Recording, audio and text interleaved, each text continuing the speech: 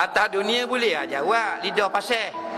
Kawan tengah cocok ni, heroin number 5. Kita tanya, brother, siapa Tuhan kamu? Allah lah ustaz, itu pun tak tahu ke? Dia boleh jawab tak? Boleh jawab atas dunia, bang. Tengah sting pay kuda, serok masuk.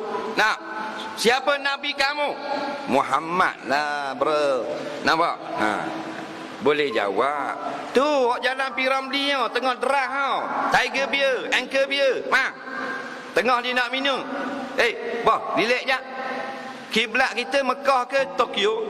Mekah lah bos. Faham? Semua orang boleh jawab.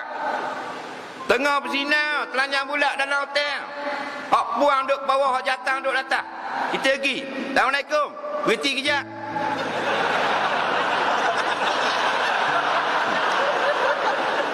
Berhenti kejap.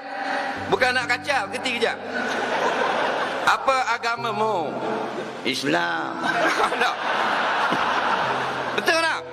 Tapi masuk dalam kubur, amal yang menjawab. Sebab tu dengan amal kita, tak ada nak jawab soalan kubur. Bang, kita kena berdoa, merintih kepada Allah supaya kasihan belah kepada kita. Mata kita tak banyak, kita syukur. Telinga tak banyak, kita syukur. Sebab tu kita tak dang. Banyakkan berdoa, minta kepada Allah. Nah, kita tak layak. Jangan berasa baik ya. Siapa berasa baik, jahat. Tu je.